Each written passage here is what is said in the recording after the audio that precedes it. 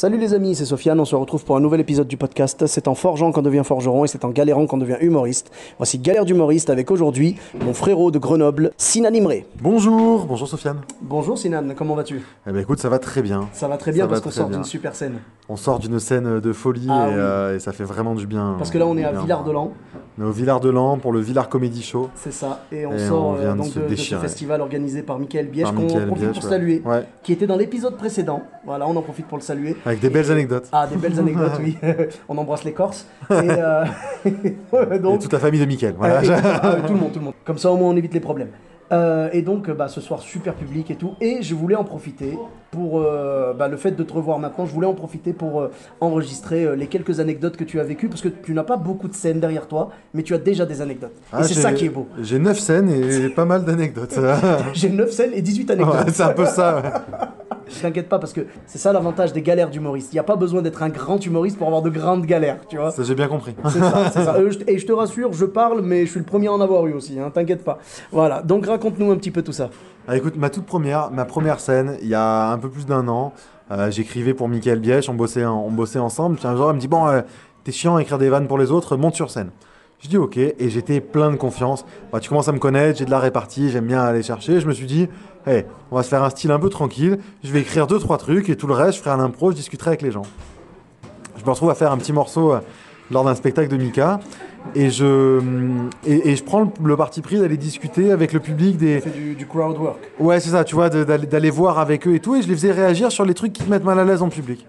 Et donc, à un moment donné, je vais voir une dame et je dis, madame, qu'est-ce que vous pensez des gens qui sentent un peu mauvais de la bouche, tu vois, comment est-ce que vous faites pour gérer ça? Je me dis, c'est rigolo comme sujet. Elle me dit, ah, vous voulez dire les gens comme vous?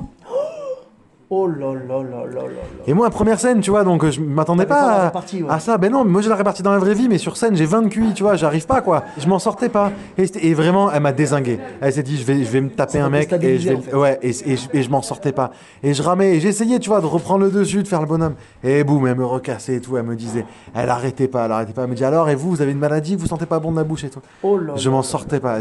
Et tu sais, tu dis, ok, bah voilà, c'est mort, c'est fini, j'arrivais rien à faire.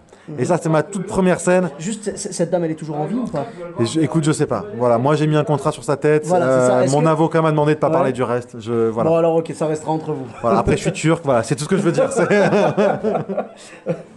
D'ailleurs, c'est marrant, le goût du kebab de ce soir était bizarre. Ouais, c'est un mélange, c'est hybride. C'est normal que j'ai retrouvé une gourmette dedans? Voilà, Ok, bon bah très bien, ça restera entre toi et ton avocat. Bon, c'est ça. donc tu avais d'autres anecdotes. Ouais, quelques temps plus tard, je remonte sur scène, je fais pas mal de scènes, je commence à prendre un peu d'aisance, tu vois. Et je me retrouve un soir sur une scène ouverte à la basse-cour, grosse ambiance, public super, le feu, tu vois. Et pour une des premières fois, je jouais vraiment dans une salle noire, plongée dans le noir. Donc je voyais personne, et ça m'a vachement aidé à me libérer, à me lâcher. Je voyais personne à part un mec, au premier rang, tout à droite, 70 ans. Ouais. Et lui, il était venu voir une scène ouverte d'humoriste, mais pas de stand-upper, quoi. D'accord. Et il était assis, les deux mains sur les cuisses, et il n'a pas ri une seule fois. Donc il y a- le seul mec que tu vois dans le public, C'est ça, le seul celui mec qui que je fait vois. pas voir. J'entendais que ça rigolait, que ça marchait Ouais, correctement, tu vois. Mais c'est celui qui fait Et les voilà, parties, et ouais. lui me regardait droit dans les yeux, il bougeait pas, rien, pas un rictus, rien. Et c'est con, parce qu'au lieu de me focaliser sur tous ceux qui rigolaient pour que ça se passait bien, ben voilà, j'avais ce mec-là dans mon champ de vision, j'arrêtais pas de le regarder, je me disais, le regarde pas, je voyais que lui. Et il rigolait pas, il a pas rigolé une seule fois. On a tendance tous, hein, moi le premier, on a tendance à se concentrer sur les gens qui rigolent pas. Tu vois, moi le premier, quand j'arrive dans une salle, je vois tout le monde qui rigole et j'en vois un qui rigole pas, je vais tout le temps checker vers lui, tu vois, c'est-à-dire que je vais balancer une vanne, tout le monde va rigoler et je vais me retourner vers lui, genre, est-ce que lui a validé, tu vois? Ouais, non, mais... Et c'est idiot, parce qu'on devrait se concentrer sur les 99% Ouais, restants. puis t'as vu, si ça a pas marché les 3 premières minutes, il y a peu de chances que d'un coup il se mette à éclater de rire, quoi. Ouais, ouais. Enfin, Mais lui, tu sais, c'était mort, tu vois. mais- Je pense qu'on voit ça comme un challenge. Bah, c'est ça. Est-ce que je vais réussir à le débrider, tu vois? Ouais, comme un challenge, c'est personnel, tu vois. Tu te dis, bah, mec, pourquoi tu rigoles pas? Enfin.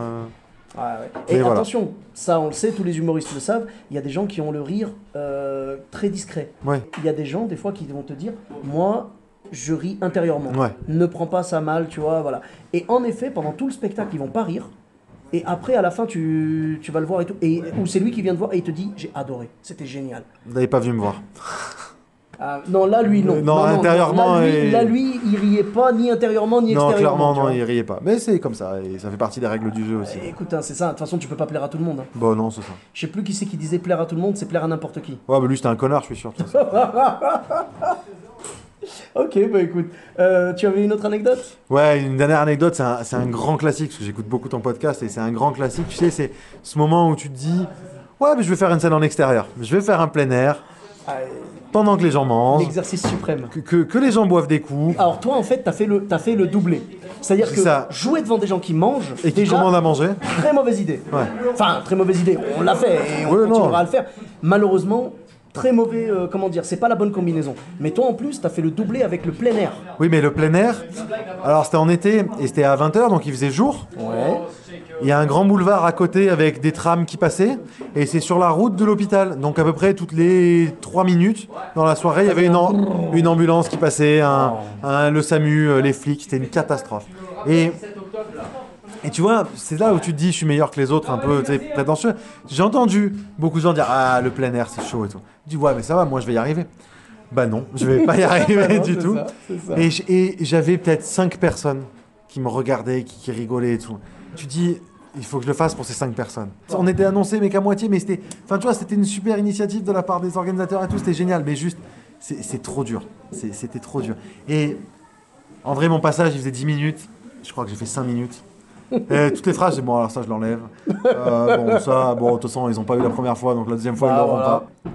Et comme tous les gens que j'entends dire dans le podcast, il faut passer par là pour savoir ce que c'est des conditions pas top. C'est ça. Et Pour même kiffer si la je suis le suite. premier à dire les conditions ça fait pas tout et tout, ouais, bah tu vois là quand même, tu mets pas, ça t'aide pas quoi. Voilà, c'est ça. Non mais on a besoin de jouer dans des conditions galères pour apprécier les bonnes conditions. Exactement. Là ce soir le festival, on avait une salle pleine. Ouais. Ils ont blindé jusqu'au bout. Ils ont même supprimé les chaises des bénévoles C'est ça. pour faire entrer du public. Même Donc, la régie était debout. C'était Voilà, une mais carnage. c'est ça. On était vraiment, je veux dire, à salle full, Ouais. quoi. Vraiment la coupole donc à Villard-de-Lans et donc on avait une salle pleine, ambiance magnifique, des musiciens sur scène. On avait vraiment un public réactif comme pas possible. Donc là, tu vois, c'est les deux extrêmes. Ouais, quoi. c'est ça. C'est les deux extrêmes. Mais il faut passer par les deux. Bah c'est ça. Parce que si t'as que des bonnes scènes, tu te rendras pas compte du travail que ça demande. Ouais, puis Et si t'auras t'as jamais que de des vraie mauvaises galère, scènes, et quand t'as que des mauvaises scènes, bah tu veux mourir en Ouais, général. non, Tu mais vois, c'est voilà. Donc là, faut avoir les deux. Faut avoir un peu de bonnes scènes, un peu de mauvaises Mais scènes. moi je suis sur un, tu vois, je fais 1 sur 2. 1 sur 2. Donc là ça fait chier parce que ce soir D'accord. ça a bien marché. Donc la prochaine, voilà, je sais pas quand c'est, mais ça va être dur. Je sais que ça va être Du dur. coup, on jouera pas ensemble. Hein. Non, bah on va attendre Non. une fois là. Voilà, Une fois, je jouerai la prochaine. Préviens-moi quand tu joues et on C'est ça. jouera pour l'autre après. Ok, bah écoute, merci beaucoup. Merci à toi. J'ai envie de te dire, je te souhaite d'avoir encore plein de scènes et plein de galères au Ouais. final, parce que voilà, on en Je aura reviendrai tous pour la encore. prochaine saison. Bah, bien sûr, t'inquiète pas, avec grand plaisir. Hein. T'auras sûrement du nouveau matériel et moi aussi, parce que bien évidemment, les galères, on n'est jamais protégé, quoi. Et où est-ce qu'on peut te retrouver alors? Au Pôle Emploi, Ah oui, à la sortie de la crèche. de préférence, oui. Et voilà, bah pour l'instant, j'ai pas grand chose. J'ai mon compte Instagram, c'est Sinan, S-I-N-A-N, 2-du-bas, 2 underscore, Imre, I-M-R-E, donc D'accord. S-I-N-A-N, 2-du-bas, I-M-R-E. Et puis, normalement, à la rentrée sur YouTube avec un nouveau projet. Yes. Donc, je t'en on suivra ça. reparlerai. La chaîne s'appelle. La chaîne s'appelle Sinan Sinan Imre, mais pour l'instant, il n'y a rien dessus. Mais voilà, ça sera sur D'accord, cette mais ce chaîne-là. sera là-dessus. Bah écoute, on Et verra bien. voilà. En tout cas, n'hésitez pas à suivre Sinan Imre donc pour ses prochaines scènes. Peut-être que vous ferez partie de ses prochaines galères. Et Voilà, ouais. hein. Ou de Vous ses aurez la prochaines- chance. Ou de ses prochaines réussites, Voilà. parce que bien évidemment, les deux font partie du métier d'humoriste. Mais Et n'oubliez pas donc, que je suis turc. Voilà, eh ben c'est. voilà, tu es turc. Donc venez et il offre le kebab à la fin. Exactement, c'est Voilà, ça. c'est ça. Voilà. D'ailleurs, c'est pour ça que ce soir, je suis ravi de te revoir. Voilà. Pour ma part, vous me retrouvez sur tous les réseaux sociaux, donc Sofiane Taï, sur Facebook, Twitter, YouTube, Instagram. Je vous dis à très bientôt pour un nouvel épisode. Bis à tous, même à toi là-bas. Au revoir.